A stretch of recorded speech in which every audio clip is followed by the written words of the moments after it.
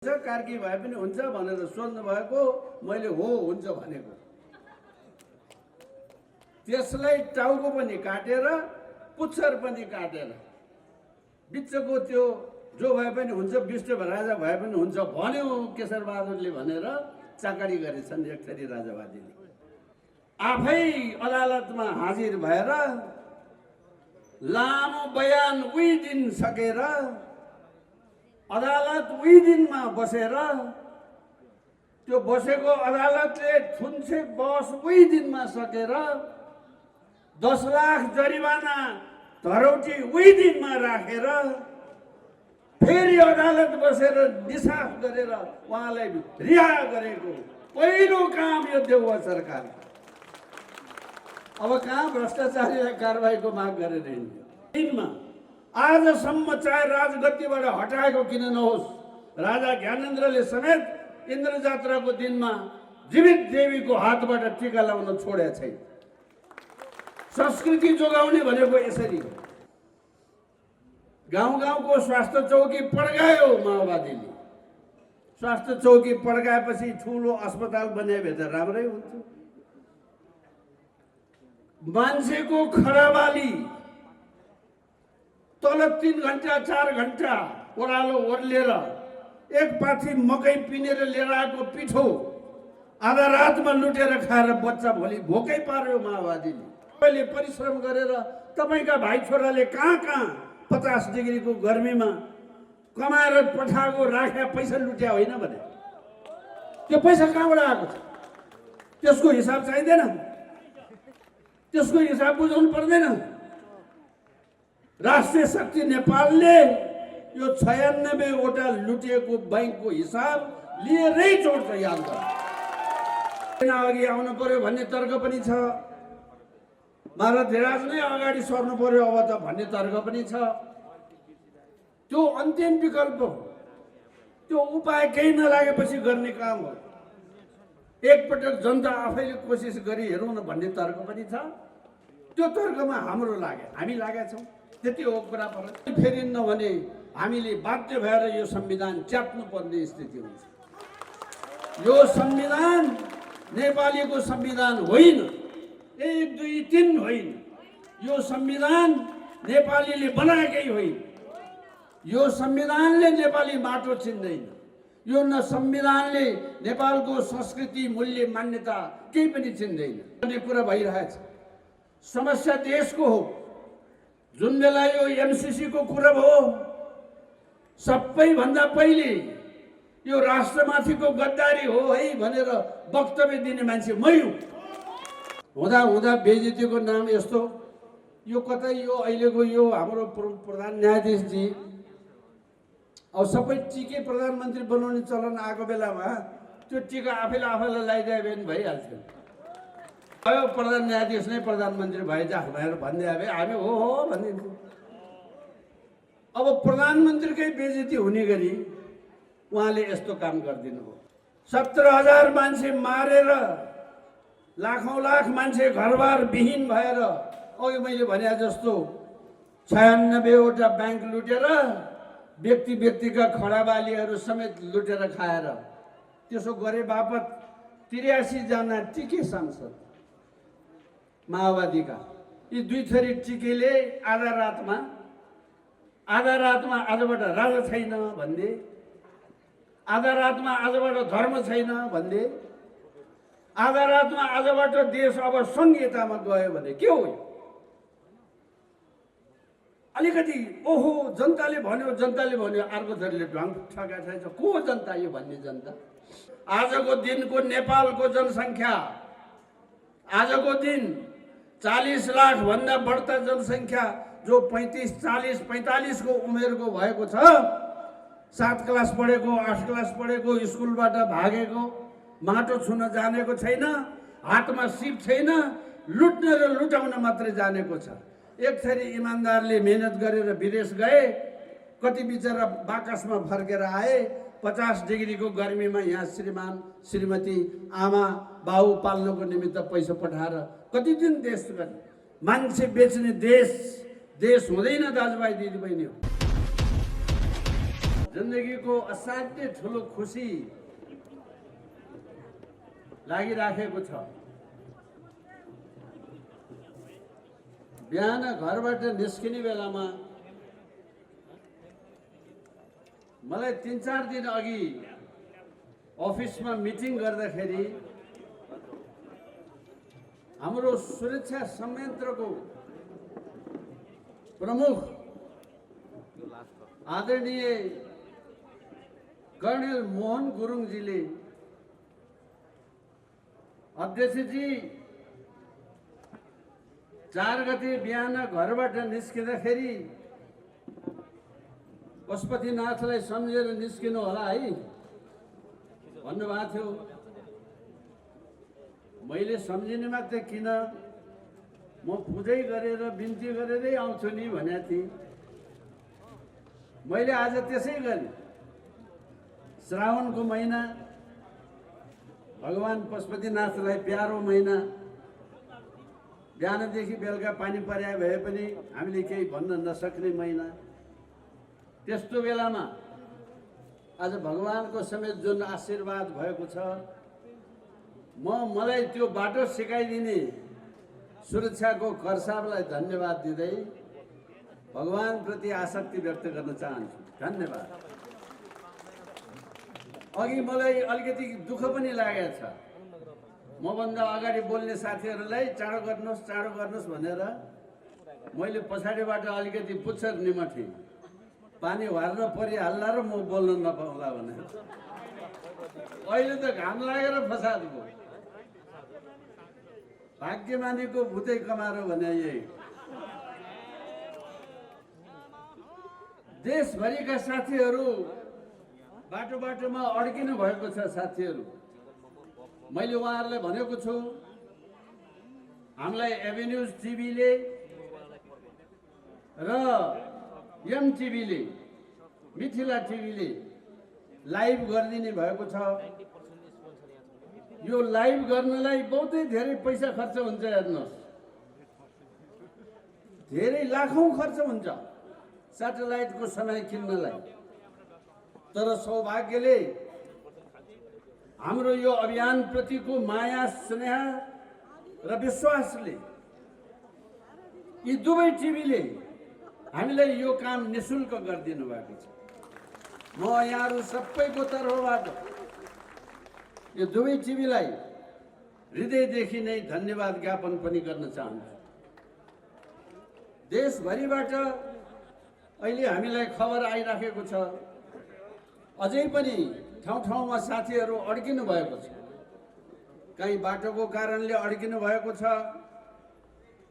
कहीँ पहिरोको कारणले अड्किनु भएको छ, कहीँ पानीको कारणले अड्किनु भएको छ, कहीँ चाहिँ कुरा नबुझेर सुरक्षाकर्मी साथीहरूले अहिले काठमाडौँ नजाऊ भनेर पनि अड्काइदिनु भएको छ। मैले उहाँहरूलाई ल्याउनका निमित्त जबरजस्ती गरिनँ। त्यही बसेर यो दुईटा टेलिभिजनले लाइभ गरिदिएको छ, हेर्नुहोस् भनेर भने। हाम्रो यो सभाका विरुद्धका लागि कहिलेकाहीँ हाम्रो उखान छ नि, मालिकको नाकमा बसेको झिङ्गा थपाउँदा मालिककै नाक काट्नेहरू। हिजो बेलुका तपाईहरू फेसबुक चलाउने मान्छेहरूले लाखौं लाखले फेसबुक हेर्नुभयो होला। त्यहाँ एउटा टिकटक आएको छ। त्यो टिकटकमा के आएको छ भने संसदले राजा चुन्नुपर्छ, अनि त्यो राजा विष्ट भए पनि हुन्छ, कार्की भए पनि हुन्छ, श्रेष्ठ भए पनि हुन्छ भन्या छ केशर बहादुरले। अनि अर्को एउटा राजभक्तले ओहो कहाँ हुन्छ, पृथ्वीनारायण शाहको वंशले राजा हुनुपर्छ भनेर राजालाई चाकडी गरेर नाक काटेको छ। तपाईहरुले हेर्नुभएको होला। आजभन्दा 8 वर्ष अघि यो राप्रपा नामका विभिन्न पार्टीहरू खुलेको बेला एउटा पार्टीको घोषणा पत्रमा राजा संसदले चुन्नुपर्छ भनेर भनेको म बीबीसीको अन्तर्वार्तामा सीपी मैनालीजीसँग बहस गर्न बसेको एउटा पार्टीले त यसो भनेको छ भनेर मैले भनेको अनि त्यो बीबीसीको मान्छेले मलाई जिस्काएर त्यसो भए विष्ट भए पनि हुन्छ कार्की भए पनि हुन्छ भनेर सोध्नु भएको मैले हो हुन्छ भनेको त्यसलाई टाउको पनि काटेर पुच्छर पनि काटेर बिचको त्यो जो भए पनि हुन्छ विष्ट राजा भए पनि हुन्छ भन्यो केशरबहादुरले भनेर चाकडी गरेछन् एकथरी राजावादीले यो राजा ल्याउने काममा बाधक राजावादीहरू नै छ याद गर्नु कांग्रेसको त यति राम्रो कुरा छ भर्खर सुन्नुभयो होला नि कांग्रेसको नेताको कुरा सुन्नुभयो होला नि म यही सभाबाट कम्युनिस्टको नेताहरूलाई भन्न चाहन्छु कोही पनि आज इमानदार कम्युनिस्ट नेता छ यो देशमा भने एमालेका सम्पूर्ण नेतागणले यदि उनीहरू मदन भण्डारीलाई इमानदारीपूर्वक मान्दछन् भने मदन भण्डारी पथै निर्माण गरेका हुन् भने मदन भण्डारीले त प्रत्यक्ष चुनावमा भाग लिने हो भने राजा सिरपेज फुकालेर आऊ होइन भने राजा मान्न हामीलाई आपत्ति छैन भनेको कुरा यो एमालेहरूले सम्झेको छैन यो एमाले जतिको बेइमान पार्टी अर्को छैन आफ्नै नेताले भनेको कुराको गद्दारी गर्ने कार्यकर्ता कस्तो हुन्छ अहिलेको एमाले भने त्यस्ता कार्यकर्ताको जमात नेपालको राजनीतिमा स्टेट्सम्यान राजनेताको दर्जा पाएको मनमोहन अधिकारीले के भन्नुभयो हामी कम्युनिस्टहरू धर्म पनि मान्दैनौं राजा पनि मान्दैनौं तर हाम्रो देशको वस्तुस्थितिलाई ध्यानमा राख्ने हो भने हाम्रो भू राजनीतिलाई ध्यानमा राख्ने हो भने हाललाई राजा नभएर देश चल्दैन यो मनमोहन अधिकारीले भने यी एमालेका नेतालाई यति पनि थाहा छैन एमाले हुँ भन्नेहरूले कमसे कम लाज त जोगाउनुहोस् ऊ कहिलेकाहीँ मैले त जिस्काउने गर्छु मेरो परम मित्र विपिन कोइरालाजी नेपालको राजनीतिमा एउटा दुर्भाग्य कस्तो भयो उहाँको र मेरो बीचमा भने म शिक्षा मन्त्री भएँ उहाँ जेलमा हुनुहुन्थ्यो म शिक्षा मन्त्री भएर जाँच लिने उहाँ जेलमा बसेर जेल बसा जति सबैको लेखिदिने एक्लै अनि कृष्णप्रसाद भट्टराईजीले यो विपिन भनेको vice chancellor of the jail university भनेर जिस्काउनुहुन्छ अर्थात् जेल विश्वविद्यालयको चान्सलर हो यो भनेर जिस्काउनुहुन्थ्यो मैले यो बारम्बार अन्तर्वार्तामा भन्ने गरेको छु तपाईहरुले सुन्नुभएको होला तर आज संयोग परे म उहाँ अगाडि नै भएको हुनाले मैले त्यो अन्तर्वार्तामा त नाम लिएको थिइनँ आज मैले यो भने त्यसरी लेखिदिएको जाँचको कापी लेखिदिएको मान्छे मध्येको एउटा प्रमुख मान्छे यो देशको प्रधानमन्त्री भएको छ हिजो याद गर्नुहोस् कुन हैसियतको र योग्यताको मान्छे छ तिनी हामीलाई थाहा छ जाँच लिने मन्त्री मै हुँ vice chancellor of the jail university यही हुनुहुन्छ प्रधानमन्त्री भएको एक दिनमा भोलिपल्ट पहिलो काम यो देशको सरकारले के गर्यो 1.5 वर्षदेखि अदालतले नदेखेको नचिनेको मान्छे सभा समारोहमा जहाँसुकै उपस्थित भइरहेको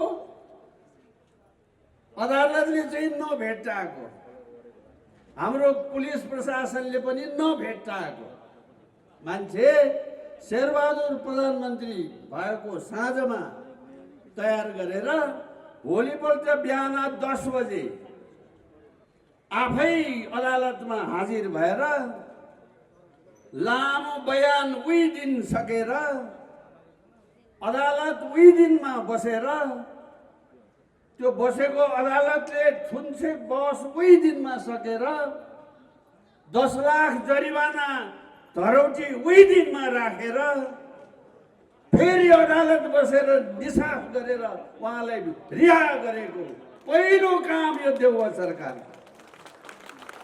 अब कहाँ भ्रष्टाचारीलाई कारबाहीको माग गरेर हिँड्यो। हामीले अघि नै नारा लाउँदै आयौँ, भ्रष्टाचारीलाई कारबाही गर। देउवा भएको भए के भन्नुहुन्थ्यो, म ज्यान गए पनि गर्दिनँ। प्रधानमन्त्री भएको पहिलो काम, 1 नम्बरको काम यो देशमा हिजो भएको कुरा तपाईहरुले याद गर्नुभयो कि भएन? अनि त्यस पछाडि क्याबिनेट बसेर अनि कोभिडलाई औषधि किन्ने काम ल गरेको यही। हेर्नुहोस्, अघि एउटा भाइ हाम्रो यहाँ भक्तपुरको भाइ यो हाम्रो अभियानको केन्द्रीय अभियन्ता हो। कहिले केही कुरा नबुझेपछि झ्वाक चल्छ नि मान्छेलाई, उहाँलाई झ्वाक चलेर यहाँसम्म आउनु भएको थियो। अघि मेरो भाइ हो, काठमाडौँ भन्ने 3 जिल्ला भन्ने खोइ नेवार भन्नुभयो उहाँले। अनि नेवारले अध्यक्षता गरिरहेछ यहाँ समारोहको। उसले त्यो नेवार चिनेको छैन, खोइ नेवार भएर खोजिरहेछ। यो नचिन्नु र थाहा नपाउनुको मार हो, यस्तै हुन्छ। अघि गोपालीजीले नेवारीमै भाषण गर्नुभयो, हाम्रो साथी कराइरहेछ खोइ नेवार भनेर। तपाईँहरूले नेवारीमै भाषण गरेर सुन्यो होला। यो यस्तो दिउँसै रात पार्ने राजनीति भयो क्या। हेर्नुहोस्, म आज जुन घरको भित्तामा बसेर तपाईहरुतिर फर्केर कुरा गरिराखेको छु, जीवित देवीको देवता स्थान हो यो। पृथ्वीनारायण शाहले काठमाडौँ आएपछि सबैभन्दा पहिलो काम यिनी जीवित देवता को हातबाट 5 औँलाले टीका लगाएपछि अनि राज्यको थप विस्तारको काम सुरु गरे। यो देशको संस्कार र संस्कृतिका लागि यो राज संस्थाले यहाँ भन्दा ठुलो काम अर्को गरेको छैन। हरेक राजाले यो पर्वको दिनमा, इन्द्र जात्राको दिनमा आजसम्म चाहे राजगद्दीबाट हटाएको किन नहोस्, राजा ज्ञानेन्द्रले समेत इन्द्र जात्राको दिनमा जीवित देवीको हातबाट टीका लगाउन छोडेको छैन। संस्कृति जोगाउने भनेको यसरी हो। यो दरबार जो बनेको छ, यो पृथ्वीनारायण शाहको स्टाइलको दरबार होइन, यो काठमाडौँको स्टाइलको दरबार। आफ्नो देशको संस्कृतिलाई जोगाउनु, आफ्नो देशको संस्कृतिको मूल्य मान्यता राख्नु भनेर पृथ्वीनारायण शाहले दिव्य उपदेशमा लेखा कुरा यही। यहाँ आएर गोर्खाको घर बनाएको भए के पनि हुन्थ्यो होला त्यति बेला, तर यहाँ आएर नेवारी संस्कृतिकै भवन बनाएको पृथ्वीनारायण शाहले। हेर्नुहोस्, आज आफ्नो देशको संस्कृति मूल्य मान्यता भत्काउनको निमित्त भएको कुरालाई मास्ने, बिगार्ने, नाच्ने, पड्काउने, काट्ने, मार्ने, सत्यानाश गर्नेको नाम राजनीति बनाएर 250 वर्ष अगाडि युरोपमा तपाईँको चाहिँ औद्योगिक क्रान्ति हुँदाखेरि उद्योगपतिले मजदुरलाई शोषण गरे भनेर यस्तो उद्योग पनि मास्नुपर्छ, संसारको राज्य पनि मास्नुपर्छ, withering away of state भन्छ त्यसलाई, त्यो पनि मास्नुपर्छ भनेर एउटा अँध्यारो बिजुली नभएको कोठामा 7 पेजको दास क्यापिटल लेखेको कार्ल मार्क्स भन्ने मान्छेले त्यो पढ्या भरमा भएको कुरा मास्नुपर्छ, अर्को कुरा ल्याउनु पर्छ, अर्को कुरा स्वतः आउँछ भनेर गाउँ गाउँमा दुःखले बनाएको झोलुङ्गे पुल काट्दियो माओवादीले। झोलुङ्गे पुल काटेपछि मोटर जाने पुल बनाए भए त राम्रै हुन्थ्यो।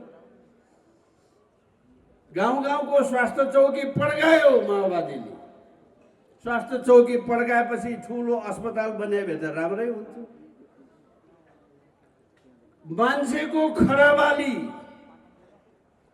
तल 3 घन्टा 4 घन्टा ओह्रालो ओर्लेर एक पाथी मकै पिनेर लिएर आएको पिठो आधा रातमा लुटेर खाएर बच्चा भोलि भोकै पार्यो माओवादीले।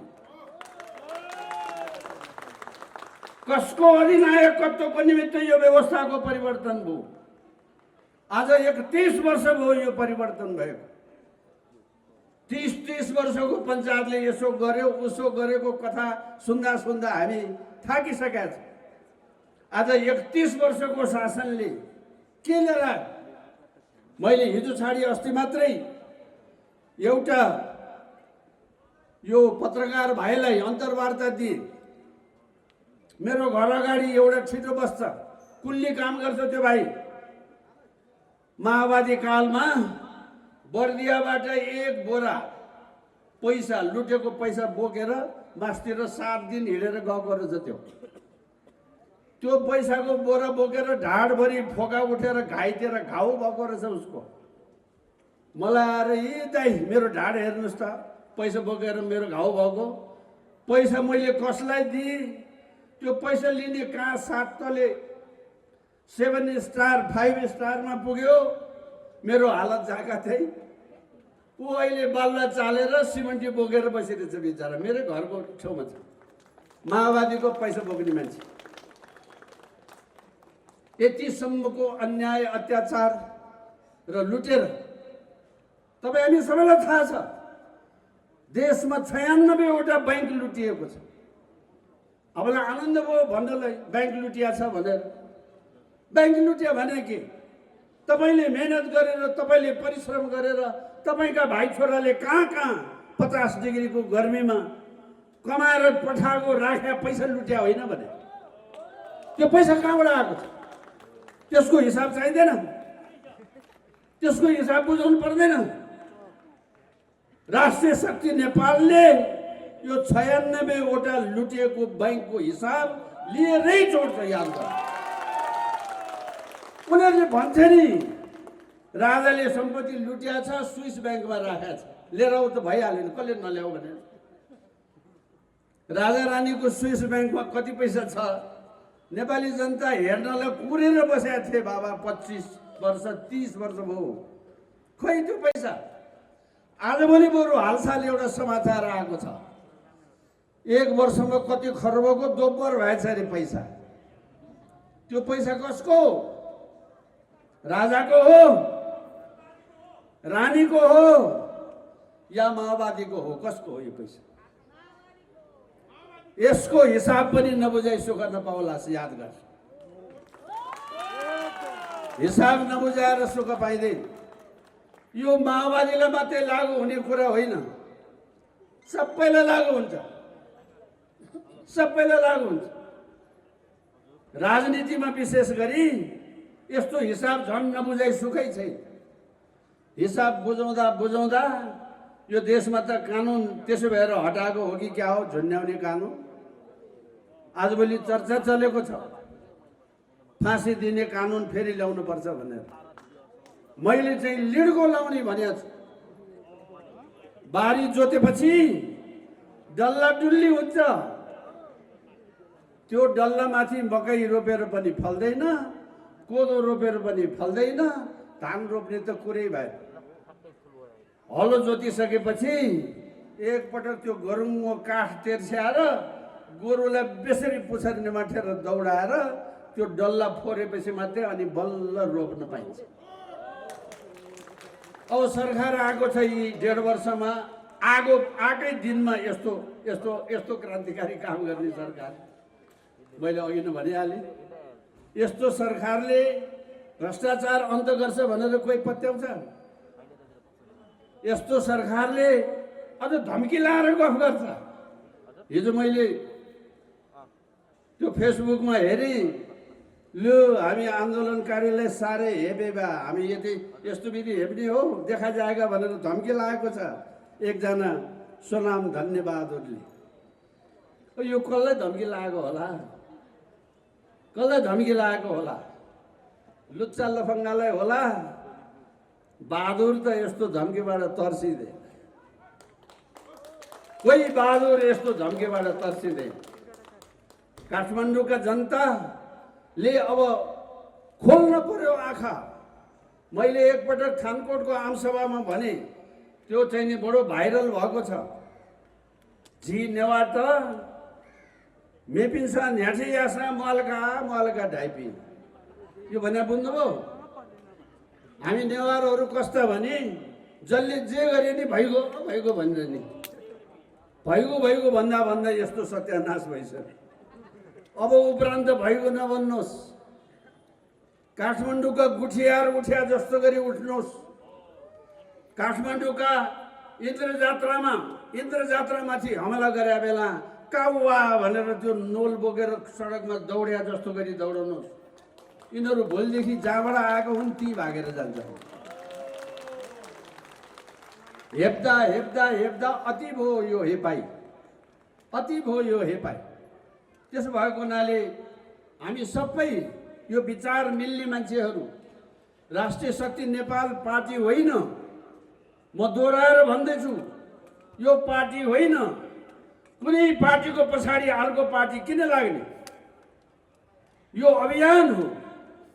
जबसम्म यो देशमा संवैधानिक राज संस्था स्थापना हुँदैन, जबसम्म यो देशको पहिचान, सनातन पहिचान कायम हुँदैन, पछाडि परेको क्षेत्रलाई हेर्नुपर्छ, पछाडि परेको वर्गलाई हेर्नुपर्छ।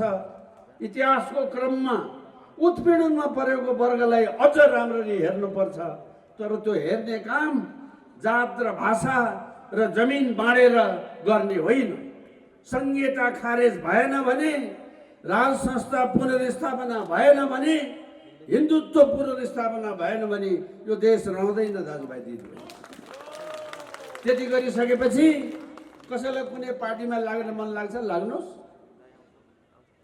गाउँ गाउँमा उहिले पञ्चायत ढल्या बेलामा रमाइलो भएन? रामबहादुर गाउँको काङ्ग्रेस भएपछि श्यामबहादुर दौडेर एमाले कता छ खोज्दै हिँड्यो। आफै त बोलाउनै परेन। आफ्नो दुश्मन काङ्ग्रेस भएपछि त अर्को दुश्मन कम्युनिस्ट हुनै परेन। अथवा कृष्णबहादुर कम्युनिस्ट भएपछि हरिबहादुर काङ्ग्रेस खोज्ने हिँडिहाल्यो। त्यो काङ्ग्रेसले काङ्ग्रेस बनाएर, कम्युनिस्टले कम्युनिस्ट बनाएर भएको हो र? गाउँ गाउँको वडाको जो दुश्मनी हुन्छ, त्यही दुश्मनीले स्वतः ल्याएको। देशभरि आजको दिन वरिष्ठहरूसँग, विद्वानहरूसँग सल्लाह गरेर विभिन्न तर्कहरू आएको छ। सेना अघि आउनु पर्यो भन्ने तर्क पनि छ। महाराज नै अगाडि सर्नु पर्यो अब त भन्ने तर्क पनि छ। त्यो अन्तिम विकल्प हो। त्यो उपाय केही नलागेपछि गर्ने काम हो। एकपटक जनता आफैले कोसिस गरी हेरौँ न भन्ने तर्क पनि छ। त्यो तर्कमा हाम्रो लाग्यो, हामी लागेका छौँ, त्यति हो कुरा पर्यो। हामी लागेर हुँदैन। केही तातो पानी लाग्नेवाला छैन, कसैले कसैलाई यहाँ पत्याउनेवाला छैन भने त्यो आउनुपर्ने कुरो त आइहाल्छ नि। हामीले बोलाएर मात्रै आउने हो र? त्यो त स्वतः आउँछ। त्यसो भएको हुनाले अब समय घड्किसक्यो। म तपाईँहरूसँग लामो समय कुरा गर्न चाहन्थेँ। यो देशको संविधान नै सबैभन्दा मूल जड हो बिग्रिने कुराको।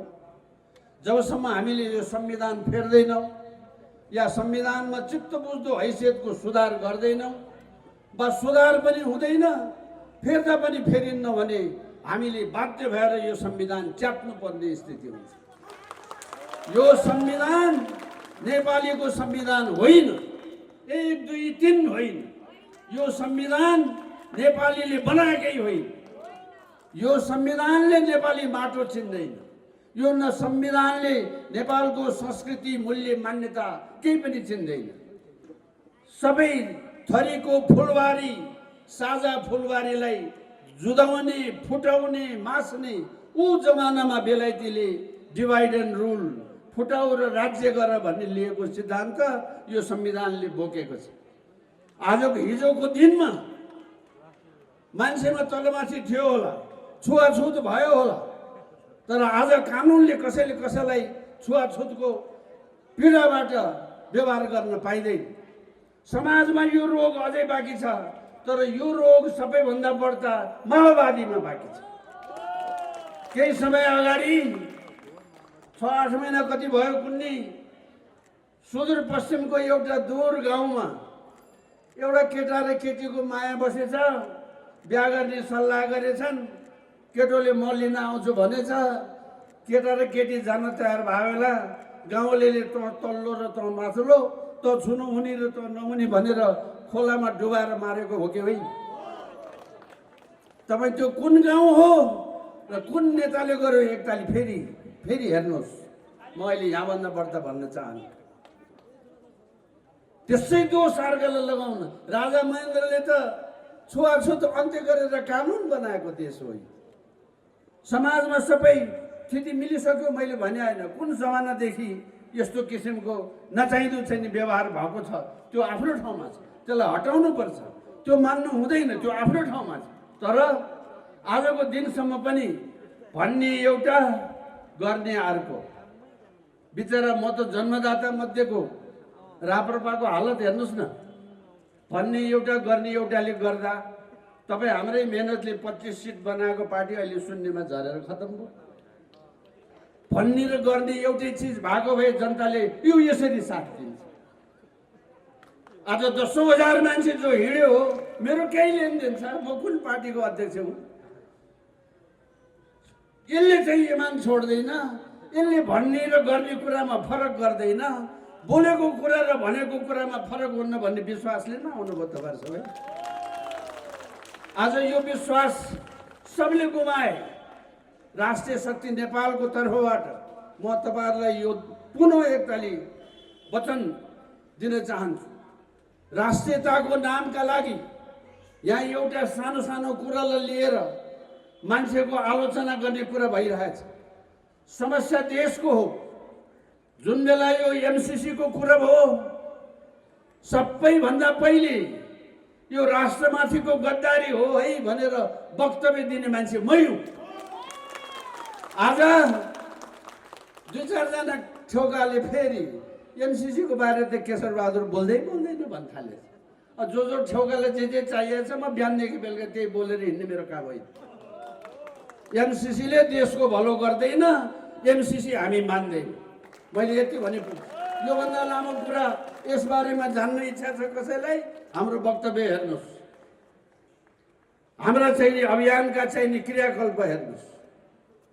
यो एमसीसी का कुरा होस् अथवा अरु कुनै पनि विषयका कुरा हुन्, राष्ट्रको स्वार्थमा नभएको कुरा, कसैले गरिदिएर कसैले भनिदिएर हुने कुरा, राजनीतिक व्यवस्थाको शक्तिको सन्तुलन सत्यानाश भयो। अघि पूर्ववक्ता साथीले शिरीषजीले, हाम्रो चाहिँ गेवालीजीले र कोइरालाजीले विस्तृत व्याख्या गरिसक्नु भएको छ। मलाई त यस्तो लाग्छ, हेर्नुहोस्, हुँदा हुँदा बेइज्जतीको नाम यस्तो, यो कतै यो अहिलेको यो हाम्रो प्रधान न्यायाधीशजी अब सबै टिके प्रधानमन्त्री बनाउने चलन आएको बेलामा त्यो टिका आफैलाई लगाइदिए भने भइहाल्थ्यो। अब प्रधान न्यायाधीश नै प्रधानमन्त्री भएछ भनेर भनिदिए भए हामी हो भनिदिन्थ्यौँ। अब प्रधानमन्त्रीकै बेइज्जती हुने गरी उहाँले यस्तो काम गरिदिनु हो। ख्याल गर्नुहोस्, प्रजातन्त्रको नाम लिने, जनतन्त्रको नाम लिने, के हो अर्को के तन्त्र भन्छ त्यो सबैको नाम लिने, अन्तमा राजै नभइकन नहुने र राजाले पुनर्स्थापना गरिदिया 5 वर्ष अगाडि नै अवधि सकिएर घर बसेका लफङ्गा जतिलाई फेरि संसद रित्तै संसद बनाइदिएर टिके संसद बनाइदिए बापत 17,000 मान्छे मारेर लाखौं लाख मान्छे घरबार विहीन भएर अघि मैले भने जस्तो 96वटा बैंक लुटेर व्यक्तिका खडाबालीहरू समेत लुटेर खाएर त्यसो गरे बापत 83 जना टिके सांसद माओवादीका। यी दुई थरी टिकेले आधा रातमा आजबाट राजा छैन भन्दै, आधा रातमा आजबाट धर्म छैन भन्दै, आधा रातमा आजबाट देश अब संहितामा गयो भने के हो? अलिकति ओहो जनताले भन्यो अर्को थरीले ढङ ठगाएको छ। को जनता यो भन्ने जनता? कुनै विधि विधान छ यसमा? 83 जना टिके सांसद र अवधि सकेर घर बसेको सांसदलाई जोड दिएर संविधान के अरे संसद पुनर्स्थापना गरिदिएर केही स्थापना गरिहाल्यो, राजा गयो, धर्म गयो, यो गयो भन्छ। आफ्नो अवधिभरि गफ गरेर खाएर त्यो त कमसेकम राजाले स्थापना गरिदिया। त्यस पछाडिको संविधान सभा कसले स्थापना गरिदिया? हामीले काम गरेनौँ, ठगेर खायौँ, अब अर्को एक टर्म हामी आफै सांसद, ल तपाईँले भोटै दिनु परेन। यसो भएको होइन देशमा। अर्को एकपटक फेरि आफैलाई घोषणा गरेर सांसद बनाएर अनि फेरि त्यसले 10 वटा अर्को निर्णय गरे बापत जनताले गर्यो भने कहाँ छ जनता? त्यो गर्ने जनता। तेस्रो पटकमा मात्रै संविधान सभाको चुनाव भयो। 10 वर्षको अवधि त्यसरी गयो। अब प्रतिनिधि नभइकन जोर जबरजस्तीले बन्दुक देखाएर पिटेर मारेर श्रीमतीलाई अगाडि राखेर श्रीमानलाई रुखमा झुन्डाएर कुटेर मारेर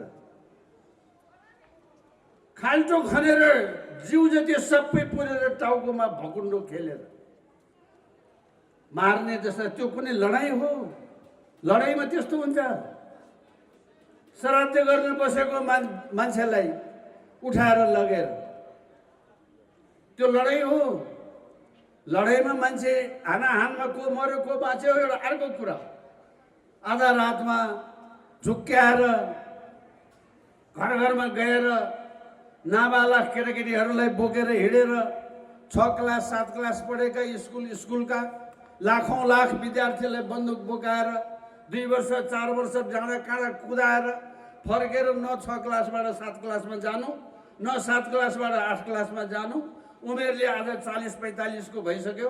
आजको दिनको नेपालको जनसङ्ख्या, आजको दिन 40 लाख भन्दा बढ्ता जनसङ्ख्या जो 35-40-45 को उमेरको भएको छ, 7 क्लास पढेको, 8 क्लास पढेको, स्कुलबाट भागेको, माटो छुन जानेको छैन, हातमा सिप छैन, लुट्न र लुटाउन मात्रै जानेको छ। एक थरी इमानदारले मेहनत गरेर विदेश गए, कति बिचरा बाकसमा फर्केर आए, 50 डिग्रीको गर्मीमा यहाँ श्रीमान श्रीमती आमा बाउ पाल्नको निमित्त पैसा पठाएर कति दिन देश गर्ने?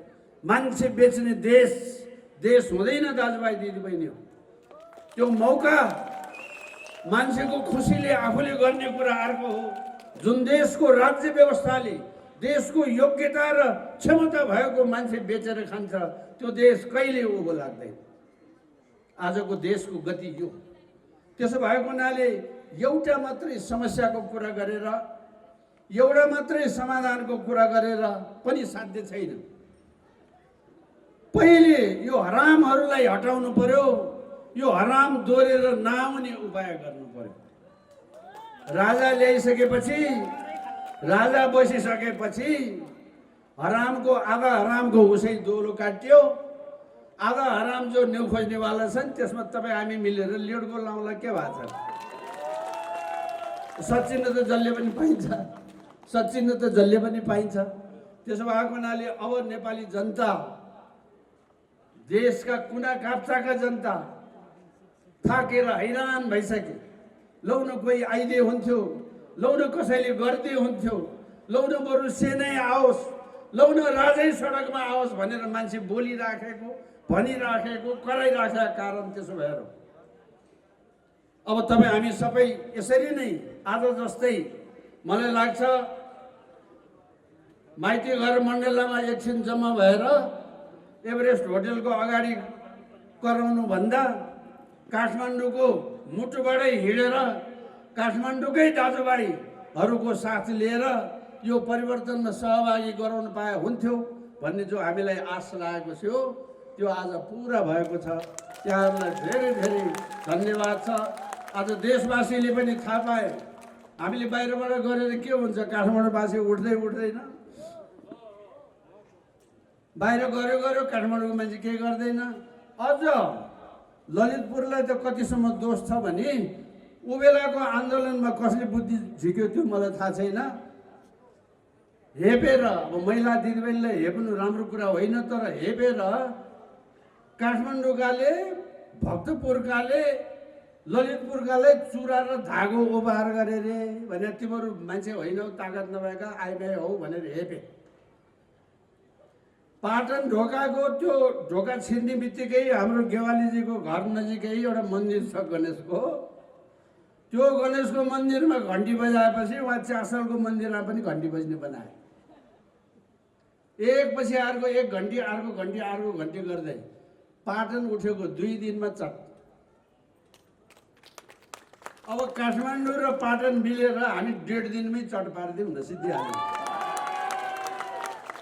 म 17 पुस्तादेखि ललितपुरको मान्छे हो। म रौँ चिन्छु, म मङ्गलबजारमा हुर्किया मान्छे। यहाँ यस्तो काठमाडौँमा हुर्केका दाजुभाइ कति छन्, कति छन्। अब सबै जागेका छन्। मलाई त साँच्ची भन्नुहुन्छ भने अघि योगीजीले भने जस्तै भइगयो, अब पुगिहाल्यो, घर बस्छु भनेर बसेका मान्छेलाई घचडी घचडीकन यस्तो कराउने बनाइदिया हो। अब नयाँ पुस्ता आउनु पर्यो, तपाईँहरू अघि लाग्नु पर्यो। मैले सकुन्जेल त म कराइदिउँला, त्यस पछाडि फेरि आवाज सुक्ला। आवाज सुक्यो भने फेरि मार्ला नि यिनीहरूले। यो आवाज मर्न दिनु भएन। यहाँहरू सबैले साथ दिनुहोस्। म त आजैबाट तयार छु, भोलिबाट तयार छु, पर्सिबाट तयार छु। हाम्रो लैनचौरमा अफिस छ, यहाँ कसैले कसैलाई चिन्दैन। आज म यहाँ देखिराखेको छु नेपाल सरकारका सचिव स्तरका मान्छे, नेपाली सेनाका जनरल स्तरका मान्छे, र्याङ्क एन्ड फाइल सबै, सशस्त्रका मान्छे, पुलिसका मान्छे, विश्वविद्यालयका प्राध्यापकहरू लगायतका मान्छे यहाँ यसरी मैदानमा बस्नु भएको छ। आफ्नो ओहदा हैसियतलाई बिर्सनु भएको छ। यो काम जसले गर्छ म साथ दिन्छु भनेर आइदिनु भएको छ। म यहाँ अनुहार देखिराखेको छु। तपाईँहरूलाई मेरो मुरी धन्यवाद। यो मञ्चमा त कतिजना मान्छे हटाउनु, थोरै मान्छे हटाएको छ, तर यहाँ मञ्चमा बस्ने जत्तिकै योग्य र क्षमतावान, इज्जतवान, नामवान र यो मुलुकलाई धेरै योगदान गर्नुभएका दाजुभाइ दिदीबहिनीहरू म देखिराखेको छु। अब सबैलाई एकै दिन आजै त्यो समय दिन सकिएन, माफ गर्नुहोला। यहाँ बोल्न सक्ने, बोलीमा चाहिँ नि सरस्वती, मुखमा सरस्वती भएका कति साथीभाइहरू हुनुहुन्छ। फेरि अर्को पटक गरौँला। तपाईँहरूको यही अनुसारको हौसला भयो भने हामी जहाँसुकै यो काम गर्न सक्छौँ। मुलुकमा जबसम्म यो एउटा मूलभूत परिवर्तन नभएसम्म हामी यो काम गर्न नछोडौँ। म यहाँहरू सबैलाई हार्दिक धन्यवाद दिँदै, आयोजक साथीहरू सबैलाई जे दुःख गर्नुभएको छ त्यो दुःखको इज्जत र सम्मान गर्दै उहाँहरूलाई पनि पुनः एकपटक धन्यवाद दोहोऱ्याउँदै, यत्रो विधि पत्रकार साथीहरूले जो समय दिनुभएको छ र हामीलाई यत्रो सेवा प्रदान गरिदिनु भएको छ। हाम्रो आवाज मलाई थाहा छ, आजको यो आवाज मेचीदेखि महाकालीसम्म र चाहिँ नि अन्तर्राष्ट्रिय जगतमा समेत जानेछ। त्यो कुरालाई यहाँहरूले जुन मद्दत गर्नुभयो त्यसको लागि पनि म हृदयदेखि नै धन्यवाद ज्ञापन गर्न चाहन्छु। जय देश, जय निर्देश। धन्यवाद।